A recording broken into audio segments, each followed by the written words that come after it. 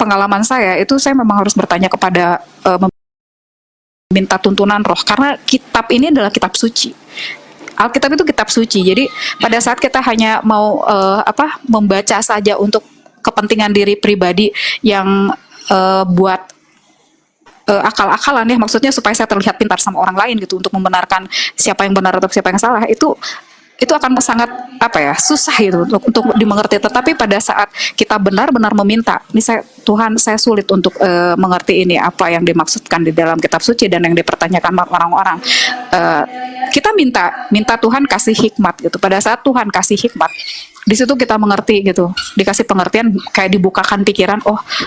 Sebetulnya kamu mungkin tidak mengenal aku sejauh itu, tetapi roh aku akan kamu percayalah bahwa ini kitab adalah kitab yang suci. Pada saat kamu sampaikan kepada orang-orang, sedikit sekalipun kamu tidak pernah tahu gitu, tapi nanti kalau pada saat kamu meminta pimpinan roh, ya kamu akan dipimpin dengan benar gitu. Jadi sekalipun orang yang tapi memang ini benar, kalau orang yang tidak pernah bertemu dengan yang namanya roh kebenaran, itu pada saat ketemu sama orang ditanya itu gemeteran, dan dia nggak tahu dia mau jawab apa lagi. Tetapi pada saat orang itu berdiskusi dengan orang tetapi meminta pimpinan roh, percaya deh, kita tuh pasti akan dipimpin kepada yang namanya setiap pertanyaan mereka itu sudah terjawab di dalam Alkitab gitu. Jadi jangan pernah takut, kita tidak akan dipermalukan gitu. Tetap kita memberitakan ini, kabar baik ini, bahwa sebetulnya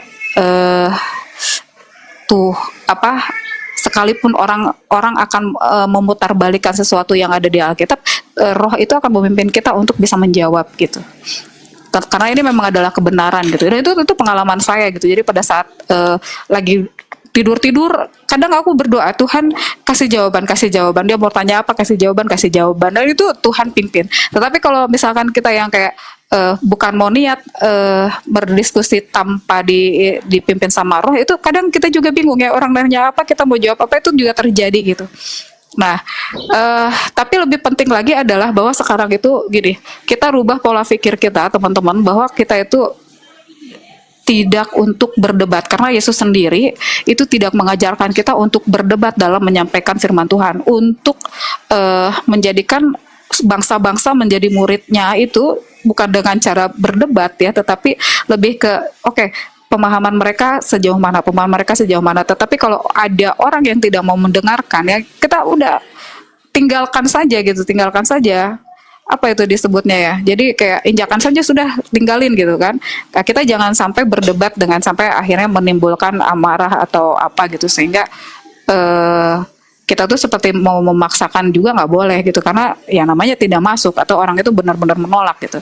Nah tapi biasakan nanti kalau misalkan ada yang masuk ke room Islam ya, kita mendengar sejauh mana pemahaman mereka, sejauh mana nanti pada saat kita tahu ke sini. Nah nanti karena kita yang udah tahu alurnya ya, kita arahin lagi gitu. Kalau ada yang melenceng, itu sebetulnya ke sini nih ayat Alkitabnya. Karena gini, kuncinya untuk saat ini adalah bahwa teman-teman Islam sudah banyak menghafal ayat Alkitab.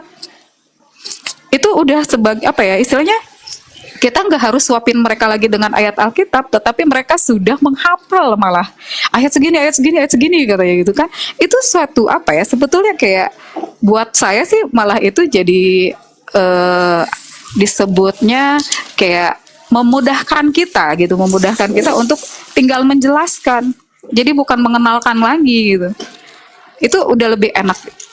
Nah, tapi yang lebih penting adalah sebetulnya gini, karena sering berdebat, kita jadi lupa kepada apa yang kepada didikan Yesus itu sendiri gitu. Karena manusia sekarang kita lihat deh, hati-hati gitu kan, anak-anak Allah bedain sama yang bukan anak-anak Allah gitu kan. Mungkin KTP Kristen gitu kan, tetapi mereka nggak pernah lebih fokus kepada pengajaran Yesus itu sendiri.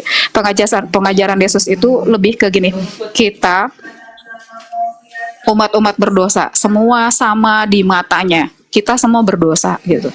Nah, pada saat kita sama-sama berdosa, pada saat kita sama-sama tidak pernah mengenal Dia, nah kita tuh berarti harusnya sama-sama berusaha untuk mengenal. Sebentar ya.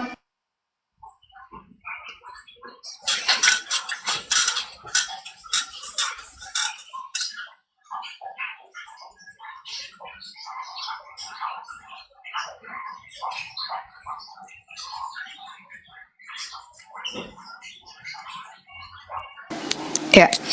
Jadi kalau misalkan ada teman-teman di Islam itu kayak memang belum mengenal Yesus, sama kita posisikan kita sama gitu. Pada saat saya juga pernah tidak mengenal benar-benar Yesus itu siapa gitu, kok bisa sampai benar-benar yakin bahwa Dia Tuhan gitu. Nah itu kita banyak mencari tahu ya, banyak mencari tahu, banyak memastikan juga kok bisa orang-orang ini mempunyai iman bahwa Yesus adalah Tuhan gitu. Itu juga sama-sama kita pada saat orang-orang itu menertawakan kenapa orang Kristen ini menganggap Yesus Tuhan, sama dengan seperti kita. Saya waktu pertama juga tidak mengenal Yesus itu gitu, sama. Jadi artinya jangan ditertawakan balik, biarkan kalau mereka mau menertawakan, biarkan, karena posisi kita juga dulu kayak gitu gitu. Pada saat kita nggak tahu terus ditertawakan balik gitu kan, malah jadi kayak bingung ya gitu. Namanya orang nggak tahu, masa kita yang tahu yang menertawakan itu salah gitu. Tetapi kalau sampai ada orang yang keliru gitu kan, ada yang keliru terus ini seperti ini ya, kita mau tertawa nggak apa-apa, tertawanya tapi bareng-bareng gitu ya. Jadi jangan ada yang sentimen, karena pernah ada saya lagi sama teman-teman Islam tuh masuk ke room gitu, terus udah gitu mereka tertawa gitu kan, tertawa tentang mereka cerita, oh iya kan Yesus begini begini gini ya. Mereka menertawakan mereka sendiri. Nah kalau buat saya sih, saya ikut ketawa karena apa? Karena mereka ini lagi menertawakan diri sendiri gitu. Pemahaman mereka hanya segitu gitu. Jadi ya wajar. Tetapi ada orang Kristen yang malah beranggapan, waduh ini kan kitab suci, kok malah malah ditertawakan seperti ini. Berarti Putri Sion ini bukan Kristen. Nah itu anggapan-anggapan seperti itu, tolonglah gitu. Itu kita belajar memahami di sisi orang yang betul-betul belum mengenal Yesus itu bagaimana. Karena saya juga pernah kalau lagi berdiskusi tentang Yesus, kita marah dengan marah gitu nggak kena gitu, nggak dapet gitu kan.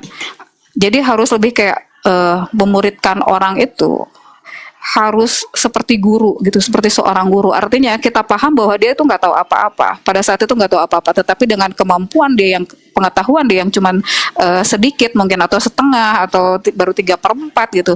Nah hati-hati kalau udah mulai mendekati mau 100% gitu kan, jangan sampai orang tuh jadi nggak mau gitu, anti sama orang Kristen gitu.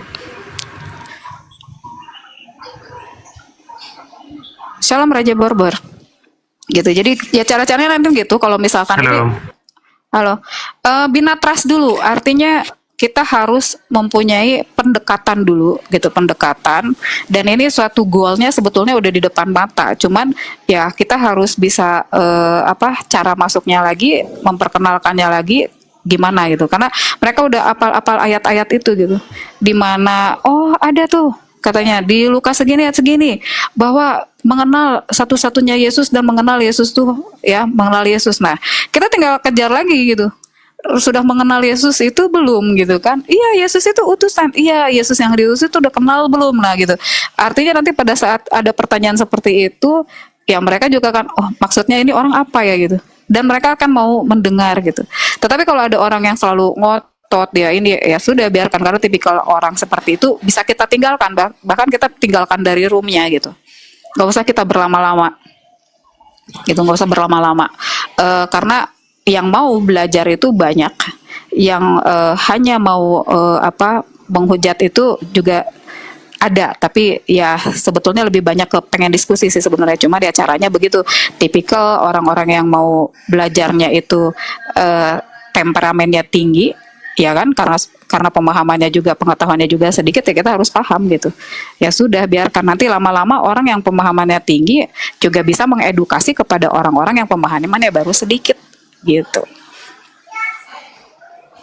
Ya, kita fokus ke pengajaran Yesus Kristus. Pengajaran Yesus Kristus itu adalah tentang kasih gitu ya. Jadi kembali kepada kasih, bahwa kita sebagai pengikut Kristus itu tidak boleh ya yang namanya menghina ya, atau melakukan hal-hal yang sebetulnya tidak berkenan gitu. Pada saat orang ada yang suka menghina ataupun menghakimi, nah itu kita harus bisa tahu apakah benar dia itu anak-anak Allah, atau dia itu hanyalah orang-orang yang memakai gitu kan, memakai hal-hal di dalam kekristenan gitu kan, entah untuk apalah, untuk kepentingan dirinya sendiri.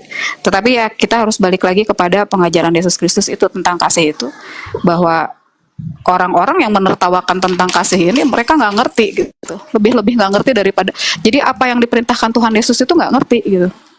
Nah, apakah di antara kita di sini masih ada yang mau melakukan itu gitu kan, dengan apa namanya, adanya akar kepahitan atau menjelek-jelekan sesama temennya Kristen gitu? Apakah seperti itu kita masih ada gitu?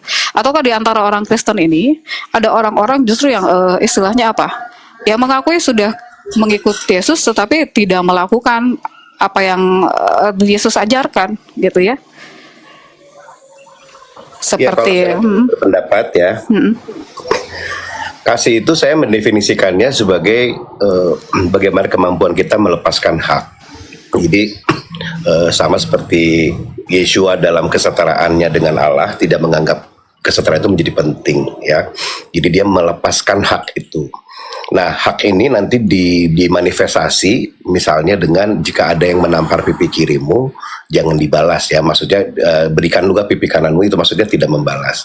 Persoalannya begini, praktik dari mengasihi itu misalnya kita ditampar, lalu kita tidak membalas. Ada dua alasan, apakah karena kita mengasihi dia atau karena kita takut sama dia misalnya. Kalau kita digampar tentara, terus kita nggak melawan, ya itu bukan kasih ya, tapi itu takut. Tapi kalau kita yang adalah seorang pejabat tinggi, lalu kita ditampar preman, apakah kita mampu melepaskan hak kita untuk membalas melihat posisi kita yang tinggi, yang menampar kita hanyalah seorang preman. Jadi kasih itu saya mendefinisikannya seperti itu. Nah, ini yang kerap dilupakan oleh banyak Kristen menurut saya. Kristen yang sekarang ini kebanyakan menjadi Farisi yang hanya melulu memperlihatkan bahwa dia tahu banyak tentang ayat Alkitab tanpa memperlihatkan manifestasi kasih yang diajarkan Yesus. Padahal Yesus maunya kita menjadi murid, tidak menjadi guru gitu kan. Ya, tapi ya itulah dinamika kekristenan. Ada bagusnya juga kita bisa menjadi guru karena dari 12 murid yang dipilih oleh Yeshua yang dipersiapkan untuk berdebat ke bangsa-bangsa itu justru Paulus kan, yang bukan salah satu murid tapi disuruh. Dan Paulus itu berdebat dia karena kemampuannya, karena memang dia memiliki kompetensi untuk berdebat, makanya Yesus pakai. Nah, dengan pelayanan Paulus inilah kekristenan bisa menyebar sampai menjadi agama dunia gitu. Jadi memang ada orang-orang dipersiapkan memiliki jawatan untuk mampu berdebat, menjadi apologetika, tapi dalam konteks tidak ofensif ya. Apologetika itu sebenarnya tidak boleh ofensif, menyerang. Kita hanya bertahan, menjelaskan apa yang mereka tidak paham. Kita menjadi defensif. Nah, karena kita apologetika dan kita di defensif, ya kita harus mampu memahami apa sih peta masalah yang mereka tidak paham. Nah, kita hanya menjelaskan apa yang mereka salah pahami. Misalnya kayak tadi, mereka memahami salah tentang makna Injil, lalu memahami salah tentang makna Mesia. Nah, kita menjelaskan saja. Jadi saya rasa itu pasti juga, dan kita juga nggak boleh membangun tembok sejak awal. Membangun tembok ini berbeda. Kita nggak boleh gitu. Kita juga masuk dalam logika mereka. Memang ini berakibat kita kerap disalah pahami. Misalnya saya sering juga diseduh saksi Yehova lah, di Muslim yang menyamar lah, ya itu nggak apa-apa, itu bagian resiko dari bagaimana saya mencoba cerdik seperti ular, dan walaupun hati saya tulus berempati ya, tapi nggak apa-apa. Yang penting walau bagaimanapun Injil diberitakan, dan bagaimanapun caranya dia disemai, dia akan pasti tumbuh ya. Saya melihat tadi takjub melihat ada Muslim yang kalau nggak salah ingat master Putri Syar tadi, master itu luar biasa pemahamannya tentang Alkitab. Justru menunjukkan bahwa Injil ini juga sampai bisa dihafal ya, ayat-ayat itu dihafal. Jadi tinggal kita menunjukkan apa yang salah dari apa yang mereka pahami tentang ayat yang dihafal mereka itu. Nah, Itu menurut saya ya. Jadi TikTok ini luar biasa membuat Injil lebih cepat tersebar, dan bukan hanya tersebar tetapi benar-benar dibaca dan dipahami oleh banyak orang tanpa kita bersusah payah. Gitu, kita nggak susah payah nyuruh mereka, mereka baca sendiri. Gitu. Itu sesuatu. Betul. Kalau zaman dulu kan susah banget ya Pak Ayo ya. Ya. Oke, saya mau tambahin gini ya teman-teman. Memang kita sebagai manusia memang nggak boleh menghakimi. Yang memang boleh menghakimi itu hanyalah Tuhan dan Allah kita sendiri. Dan karena kan Tuhan bilang gitu, kita harus mengasihi dan mengampuni. Makanya teman-teman, memang kita juga sama-sama harus paham juga. Yang hanya menghakimi itu hanyalah Tuhan aja. Kita berdasarkan Alkitab. Contohnya yang kayak gini ketika menginjili. Kalau kamu nggak percaya Yesus, engkau akan binasa. Seperti tertulis Yohanes 3 ayat 16. Siapa yang berkata di situ? Itu kan Allah itu sendiri, atau Tuhan kita itu sendiri. Bukan kita yang menghakimi, tapi kebenaran itu yang menghakimi. Itu perkataan Allah itu sendiri. Ketika kita akan sampaikan ke agama seberang, kau masuk neraka karena memang kebenaran di Alkitab seperti itu. Itu yang kita sampaikan kepada mereka.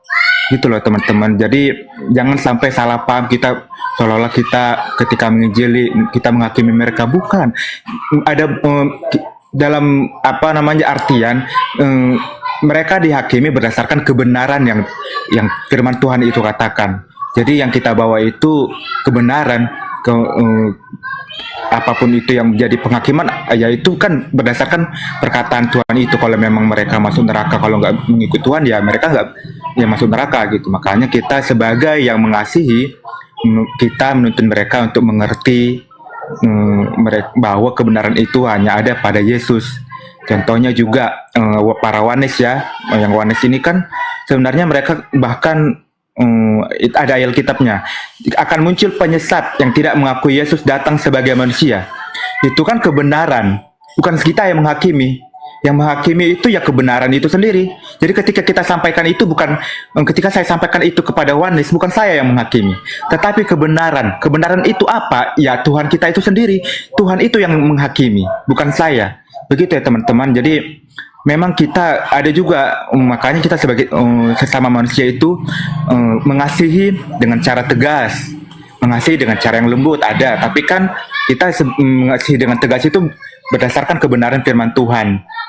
Bahkan kan ada juga ayat firman Tuhan katakan, ajarlah anakmu, gitu kan, ketika Tuhan mengajari orang tua untuk mengajar anaknya supaya lebih baik lagi, kan ada ayatnya seperti itu. Jadi teman-teman, memang pokoknya poin utamanya adalah yang hanya bisa menghakimi itu adalah Tuhan kita. Nah, ketika kita menyampaikan itu, dia merasa terhakimi, ya karena memang itu perkataan Tuhan itu sendiri, bukan kita yang menghakimi. Begitu ya teman-teman, itu aja yang bisa aku sampaikan. Terima kasih. Tapi memang ya harus mengasihi ya mengasihi. Karena memang kita sebagai umat Tuhan kan sebagai terang, jalan kasih kepada Bapa itu, memperluas kerajaan surga itu, memperluas kerajaan kasih Bapa itu sendiri kepada seluruh dunia, supaya orang tahu kabar keselamatan itu, supaya orang tahu kabar sukacita itu, bahwa Yesus mengasihi mereka, akan menyelamatkan mereka untuk mendapatkan hidup yang kekal bagi setiap orang yang percaya pada Yesus itu sendiri dan Allah Tritunggal itu sendiri. Jadi itu pemahaman supaya teman-teman itu enggak salah paham, nggak keliru. Ya, yang bisa menghakimi itu hanya Tuhan. Kita bisa tahu ya berdasarkan perkataan Tuhan itu sendiri melalui Alkitab. Kalau dibilang akan binasa kalau nggak percaya Yesus, memang akan binasa.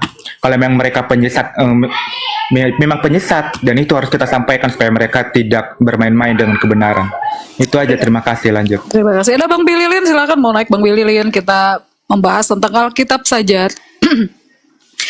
Bahwa mungkin gini ya,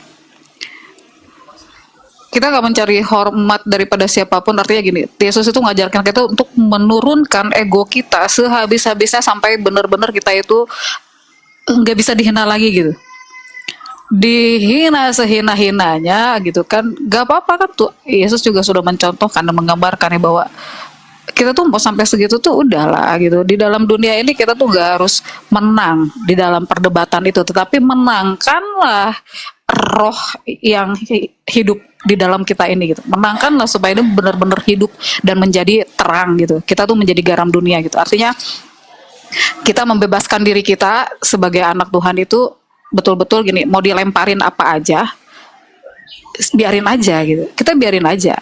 Contoh ada pendeta siapa tuh yang kalau kita sering lihat, mungkin kalau scroll itu orang tuh mau lemparin kotoran segimana banyaknya. Kalau memang kita ini adalah tanah ya, nanti si kotoran itu akan menjadikan kita tanah yang subur gitu kan.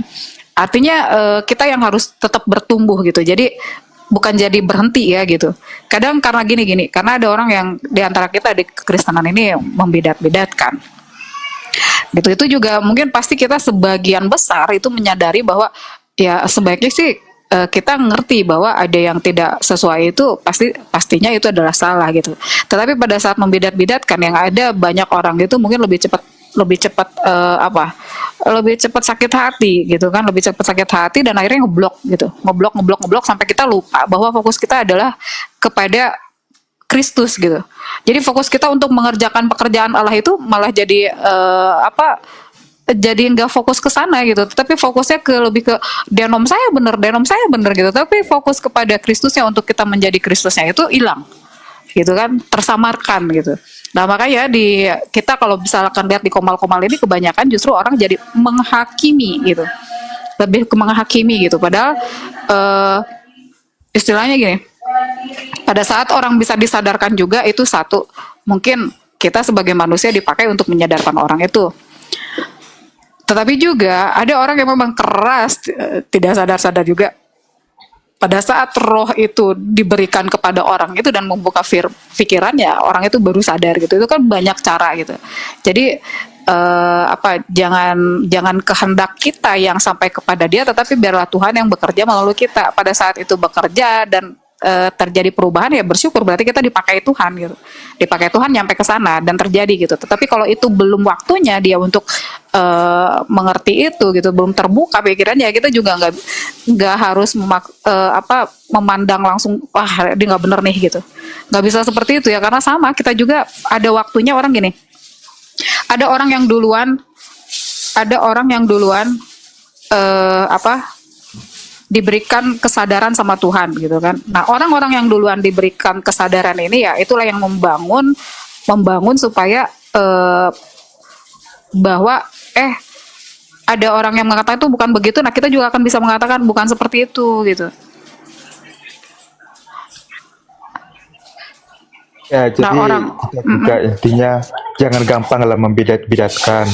Kalau memang udah 2-3 kali dia dikasih tahu, ya baru dikasih tahu. Itu juga jangan sampai memusuhi mereka ya. Jangan.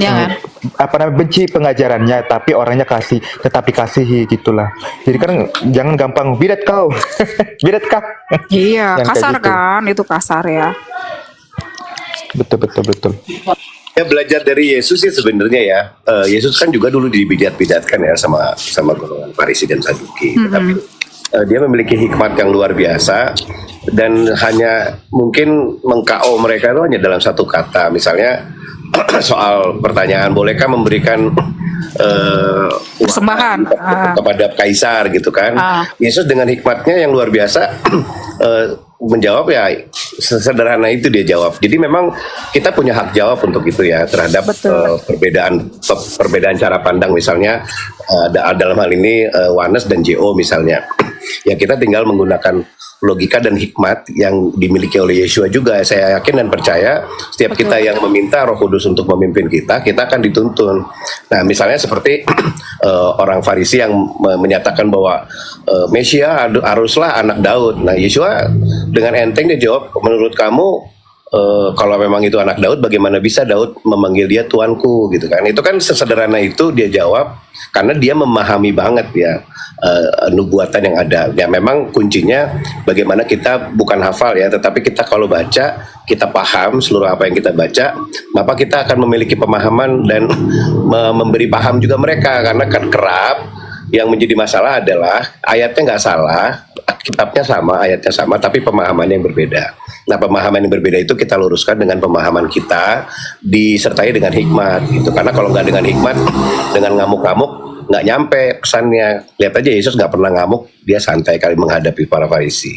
Jadi itu belajar dari situlah kalau memang mau mau berdebat atau menskakmat ya nggak usah berdebat ya, cukup dengan satu kalimat terus orang bisa paham gitu. Seperti tadi ya soal bagaimana Injil, di mana Injil katanya Injil itu adalah berupa kitab. Nah, padahal salah kan gitu ya Putri Sion ya, yang dibaca Ya, 8 ayat 35 padahal itu bicara soal nasnya Yesaya. Nah, kan itu nggak paham dan udah nggak akan dibahas lagi tuh sampai kapanpun soal Injil itu. Jadi saya rasa kita harus memiliki hikmat itu. Ya kita mintalah. Saya juga bukan orang pintar, tapi kalau kita minta pada saatnya kita butuhkan pasti akan mampu menjawab dan memberi paham begitu.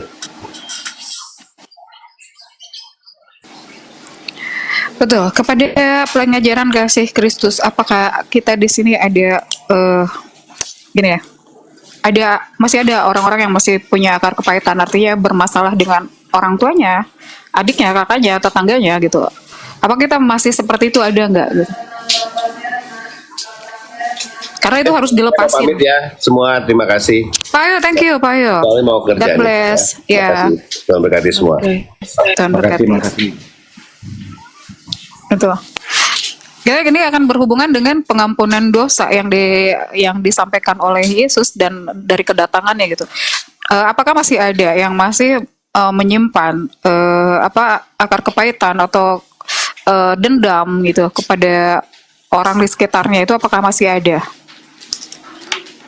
Dan ataukah ada yang sudah punya kepahitan seperti itu? Aku pernah loh, dan aku melepaskan itu. Nah, tahu nggak hasil dari melepaskan pengampunan itu apa gitu? Manifestasinya. Ada yang mau share?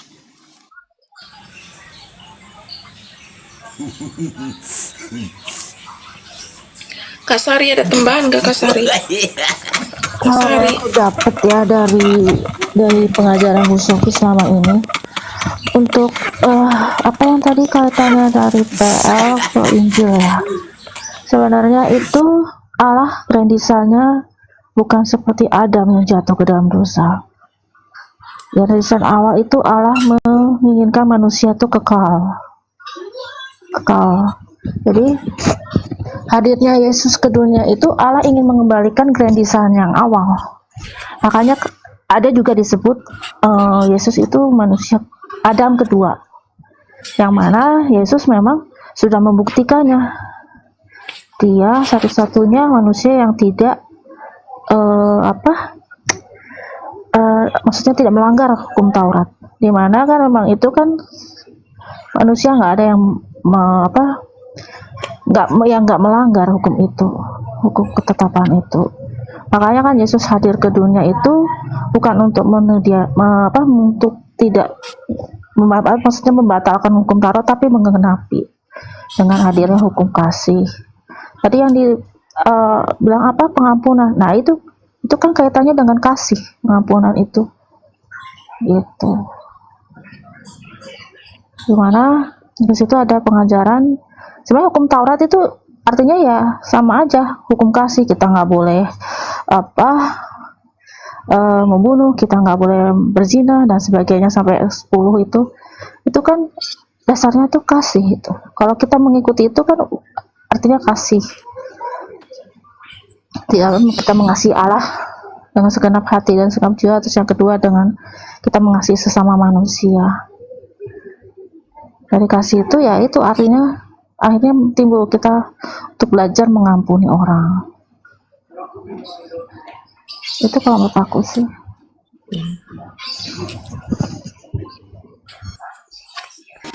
Iya, jadi konsepnya kan sekarang itu Allah itu kan kasih. Allah itu kasih, sehingga kenapa sih gitu kan orang juga bertanya-tanya lagi gitu kan, Allah itu kasih. Nah terus tetapi manusia gitu udah mengetahui, bahkan di setiap doanya gitu, kita orang Kristen di setiap doa kita kan, Bapa kami yang ada dalam kerajaan surga ya kan, ampunilah kami seperti kami mengampuni orang yang bersalah kepada kami. Manifestasinya apa pada saat kita mengampuni dengan memberikan kasih itu? Manifestasinya adalah mungkin ya, saya cerita tentang saya berdosa dari usia saya mungkin dari berapa tahun gitu. Usia saya berapa tahun saya berdosa itu berkali-kali, saya mungkin melakukan dosa gitu. Nah pada saat saya berkali-kali melakukan dosa, suatu saat ini ketemu nih yang namanya kejedot tembok yang begitu kasar gitu kan, udah gitu menyakitkan dan itu membuat saya jatuh gitu. Nah pada saat kita ketemu situasi yang seperti itu, kita betul-betul seperti ada orang, contohnya gini, ada orang yang mencaci gitu kan, ada orang yang menghina, ada orang yang mengata-ngatai gitu. Nah pada saat itu terjadi, mungkin itu dilakukan oleh musuh gitu kan, kita nggak mau bermusuhan, tetapi ada orang yang membuat itu menjadi terjadi gitu di dalam hidup kita. Nah manifestasinya pada saat kita mengambil keputusan bahwa udah kita mengambil pengampunan daripada menghakimi dia di dunia ini, manifestasinya adalah bahwa dosa yang dari bertahun-tahun lalu itu terampuni dengan cara kita mengampuni gitu. Ada nggak pernah yang kepikiran kayak gitu? Kenapa sih Tuhan tuh kok kayak gini? Kok Yesus tuh kayak gampang ya? Gak segampang itu untuk mengampuni orang. Contoh, Cabi gini. Cabi kalau diambil uangnya sama Putri Sion 100.000 tanpa sepengetahuan Cabi marah nggak? Jelas marah. Nah, tetapi pengajaran Yesus, Cabi tahu seperti apa?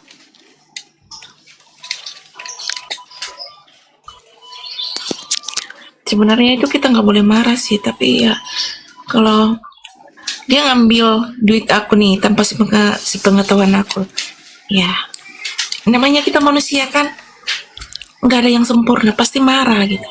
Marah sih diperbolehkan kok, marah boleh.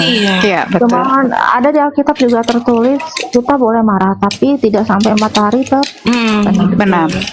itu. Oke. Nah kalau aku pelajari itu di Kristen tuh pengampunan itu ada dua tipe ya. Yang pertama kita pengampunan yang kita terima dari Tuhan, yaitu kita melakukan pertobatan.